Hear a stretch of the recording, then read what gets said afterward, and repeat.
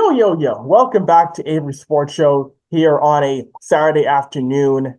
Of course, those of you who follow the Avry Sports Show, you've known over the past couple of days, I've been tracking what's going on with the Arena Football League since its relaunch and what's happened to a few different teams.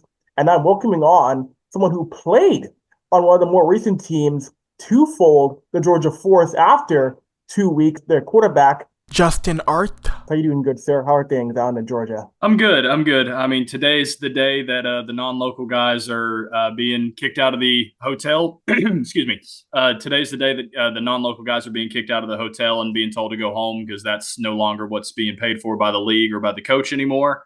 So the main thing here is try to make sure get the local guys home, right? Or excuse me, the non-local guys home. And then obviously local guys like myself and the majority of the team are obviously looking for the next places to play and things like that. And obviously whatever we have to do to try to get our compensation for the 2 games we did play. So yeah, we're just kind of in limbo right now and trying to figure out what's truly next.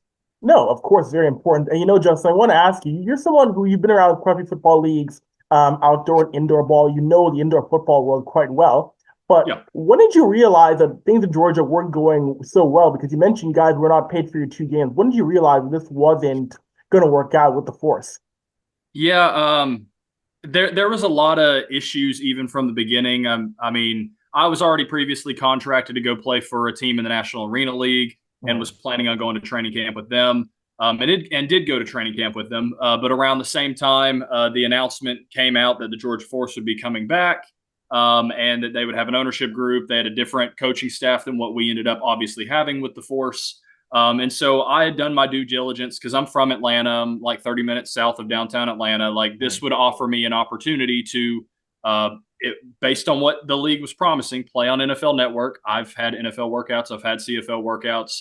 I need more film and exposure to obtain the contract, not just the interest from the scouts. And so I'm thinking, okay, if we're playing on NFL Network, that's great exposure. If I'm here at home, I can continue working my coaching jobs, can continue working substitute teaching jobs around the schedule that then would become me playing for this team. Because there's other arena teams that I've gone to that I've had to pick up my life and move, quit my jobs and all that, to play for even smaller salaries than what would have been promised to me for the Georgia Force or even with other players on our team. So yeah, I mean, it kind of felt like it was a great thing that I wanted to do my due diligence for and get on this team, even if it meant talking to my coaches with the other team in the National Arena League to say, hey, I've been given a better opportunity. Thank you for your opportunity and believing in me, but this is something that I can do closer to home. And just go about that because as a business person, as an athlete, you have to do your due diligence and all that. So was doing that, but then very quickly that ownership group was either kicked out or wasn't suit fit to run the team, and the league took it over, which then meant that coaching staff was fired or new staff was in. And I'm like, okay, well, I'm committing to Carolina. I'm going to Carolina, whatever, because they haven't announced a new coach or anything. So whatever. So go to Carolina. Training camp goes well, but I'm not on the right end of the cut decisions because they only wanted to truly keep one quarterback on roster. So they send me home. And that's around the same time that a tryout's being scheduled for the Georgia Force. And I reach out to this new coach, Coach Rockmore, as well as Richard Lard II, I believe his name was, who was kind of running the scouting and stuff for the showcase. And was like, hey, I just got released from my team. I had conversations or sent messages to you previously. Here's my resume. Here's my film. I won't be able to make the workout because I'm still in Carolina. But I would like to have a fair evaluation to be on your team. And within 2 or 3 days, Coach Rockmore got back to me saying, hey, your film, your resume, your workout resume, things like that look really good. I have a quarterback that I want to play and he'll be the guy, but I want to bring you in because you're still younger. You can develop whatever and maybe take over as the season goes on or maybe next season, whatever. And I'm like, okay, whatever I got to do, I'm going to come in and compete because I know I can be the better guy long term.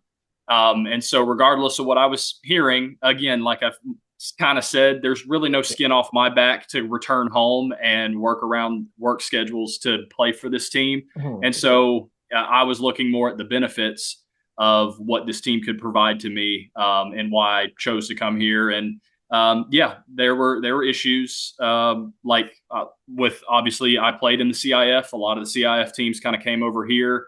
I questioned how they could go from $250 a game to $1,000 a game when some of the teams were struggling to pay the $250 in general. The AFL's New York Stock Exchange release of the schedule or the teams that didn't even match than what we ended up having. So there was a lot of issues, but again, if there was a team in Georgia and I needed a team to play for, I was willing to take that risk for the possibility of what could have been. And of course, the big thing too is that I saw your tweets. What got my attention was that you had mentioned too is after these two games was that you were helping your teammates pay for their groceries. Yeah, there's a story within that too. So we get through training camp. Obviously, in any arena team I've been with and played for, training camp's not paid for. You're there free to try to make the team, and then you'll get paychecks once you make the team.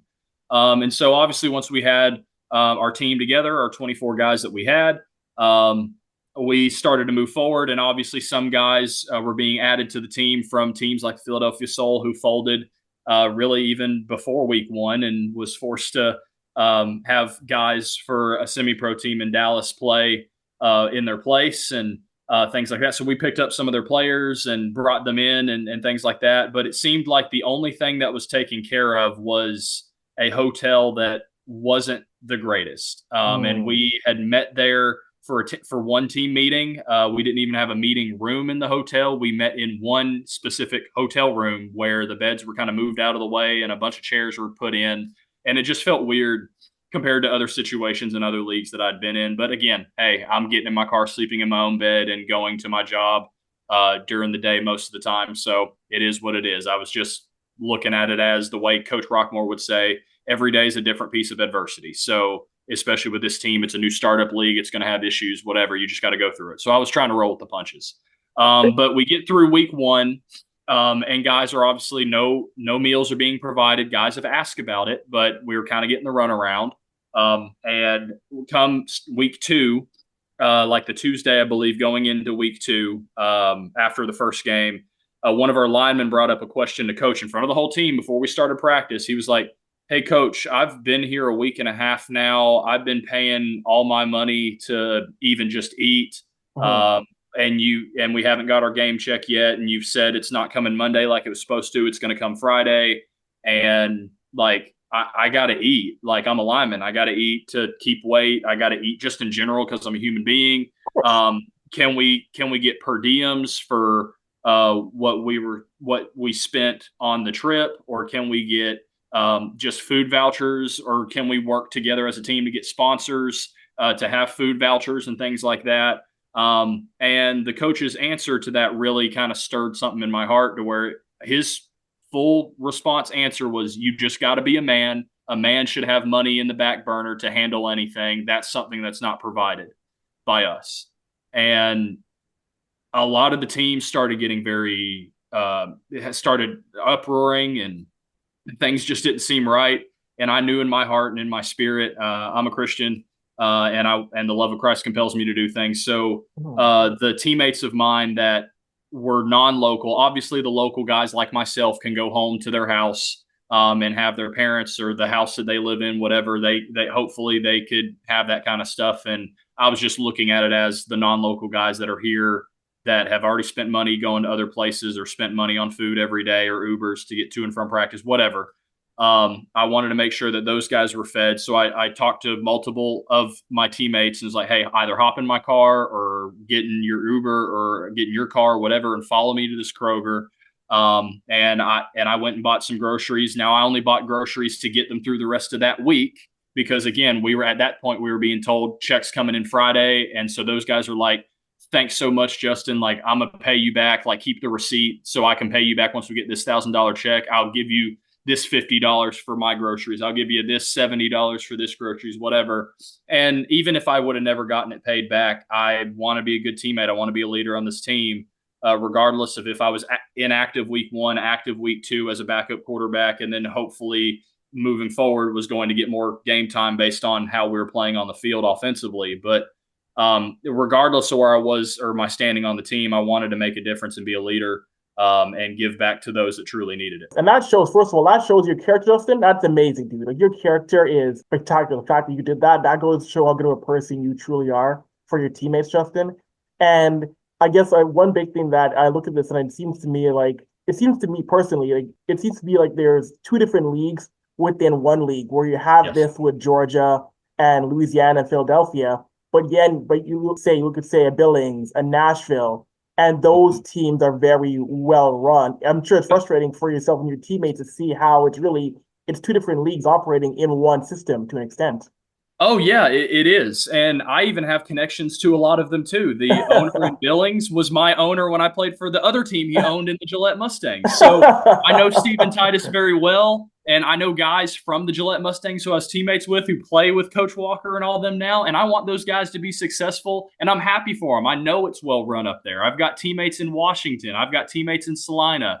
I've or like former teammates or friends or things like that. So I've got people all around the league.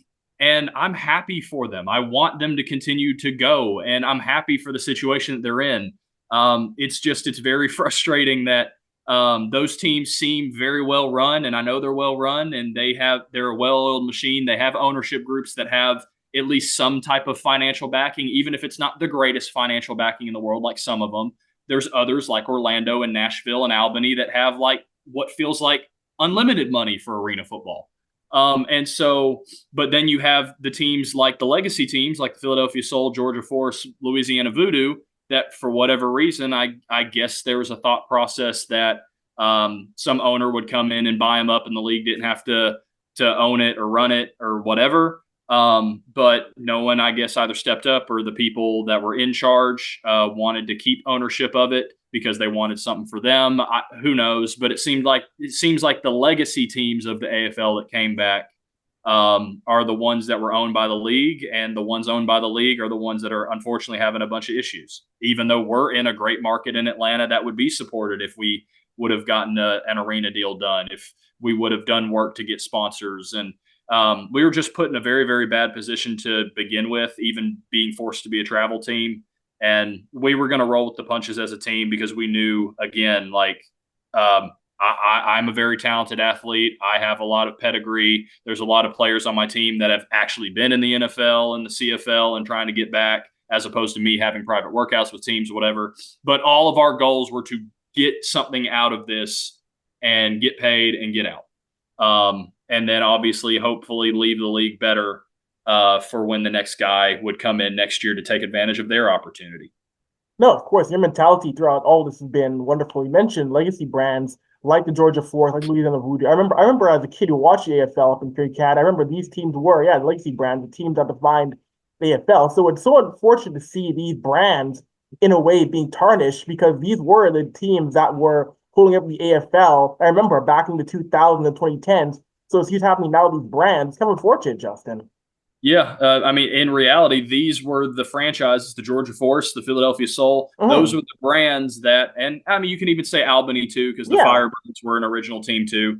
But those were the teams that were supposed to do the heavy lifting, so to speak, in bringing the AFL name back and the NFL Network and all that kind of stuff. And it just seems like the majority of those were basically not given a fair chance to even get off the ground. Yeah, that's unfortunate. Of course, the big thing is, I think all of us want to know is Lee Hutton. I know I tried to contact him. I've heard nothing. Player tried to contact him. Other people. I myself have as well. Yeah. Do you know anyone? I have the red receipts.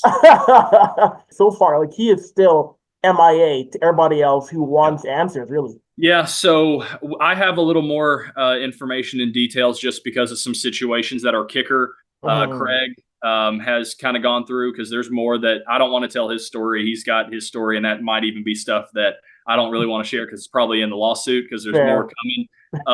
But no, I mean, there's a lot of information that Craig has and receipts that Craig has that put even our head coach in the same group and friends with Lee Hutton and business partners and things like that potentially.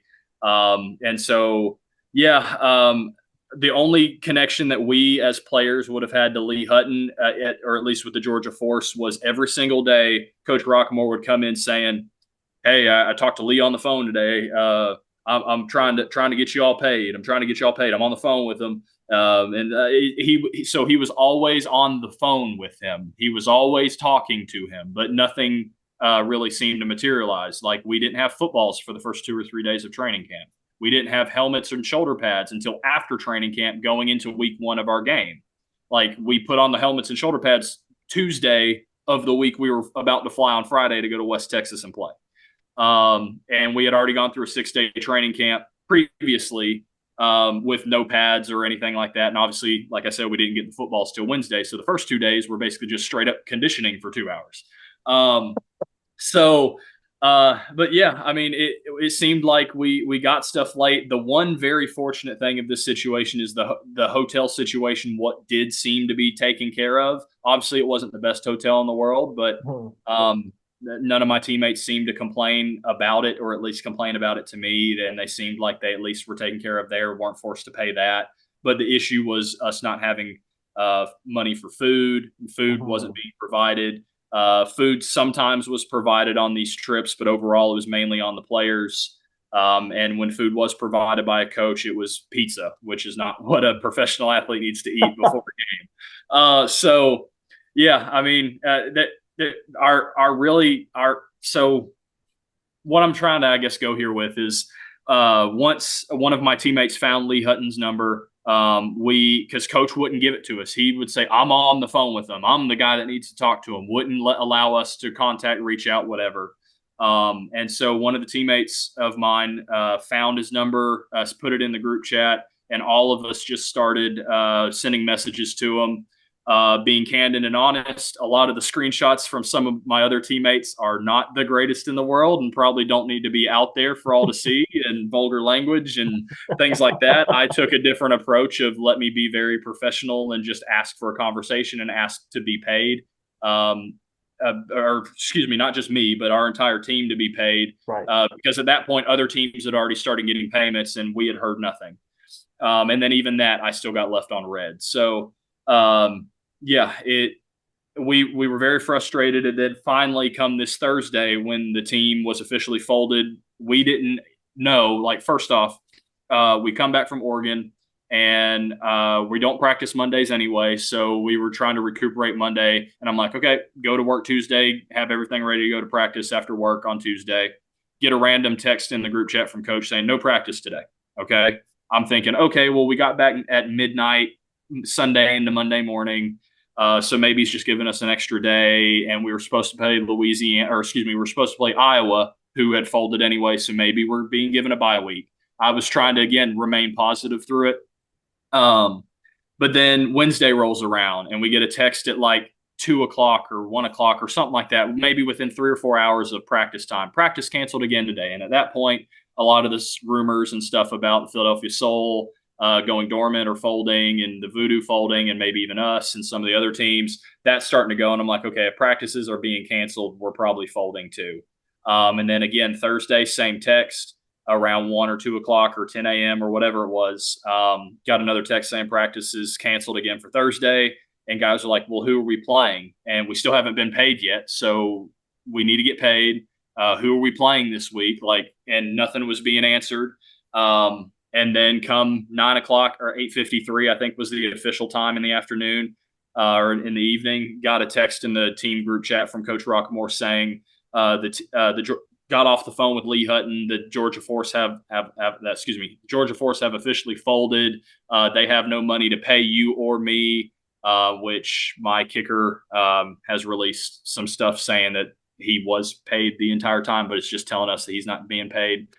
So again, just kind of sketchy, but basically saying that we don't have money, or that they don't have money to pay you or I or whatever. And that it was over basically. And then guys are going crazy in the group chat. And then he sends another text maybe 10 minutes later saying, guys in the hotel have till Saturday to get out. And that's it. And then Craig, our kicker, comes in and lets him know that, hey, there will be a lawsuit because I have more information that this team, that all my teammates don't have, to show that you have been paid, and that I wanted ownership stake and all this other kind of stuff in the team, and basically left it at that. And as soon as that text was in, Coach Rockmore left the group chat, and we haven't heard from anybody since. And so that's kind of where we're at today. That same night, I obviously made my post that has gotten me these interviews, I guess. Just kind of allowing people to kind of see a little bit into our situation, because I wanted change for us. I wanted us to get paid. I wanted us to be taken care of. The non-local guys needed to be able to get home. And so another journalist, Zach Killman, I can't remember if I'm saying it right, suggested that, hey, a lot of people were asking to donate. Like, is there a GoFundMe? So I started one. And people have been extremely gracious with what they've been giving. And we've reached the goal of $2,100, $300 each for the 7 players that are in team hotels, to at least be able to subsidize some costs, because obviously plane tickets are more expensive than that. Of course. But subsidize at least some of the cost to get home. Now we've kind of run into another issue, unfortunately, where like GoFundMe doesn't want to give me all that money at once so I can give it to them.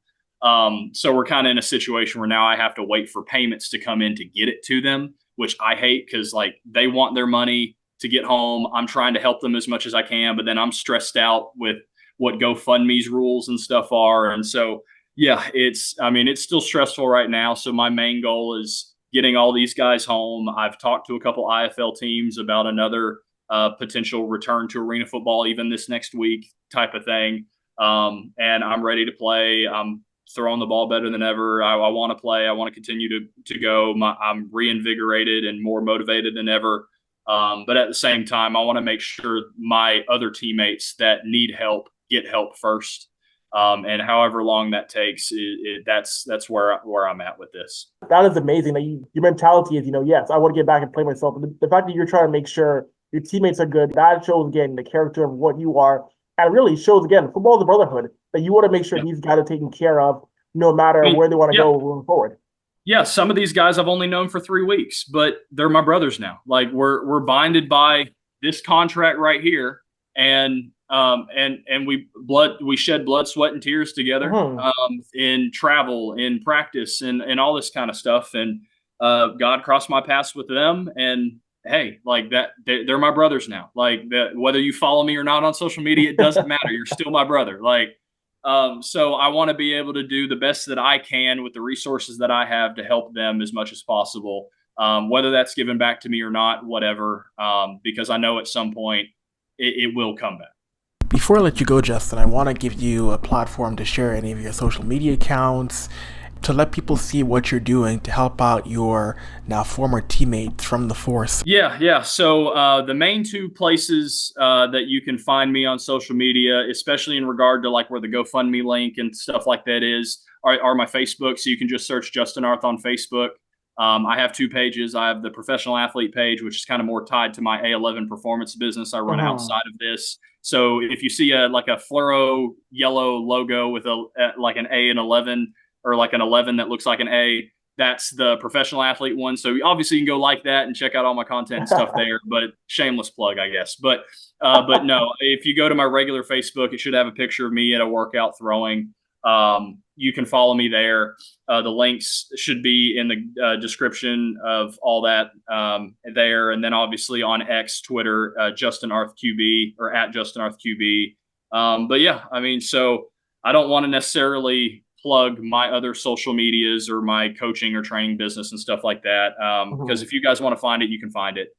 Just search my name, whatever. But the main thing is I want to make sure that our guys are good, and that we aren't being stained in a way by this situation that we put ourselves in, or that we were affected by with Lee Hutton's mismanagement, or with the AFL mismanagement of league-owned teams, and hopes that we all find another team to go to, whether it's maybe some same teams to where we're still teammates, or maybe playing against each other, or maybe some of these other guys go play for other well-run teams in the AFL.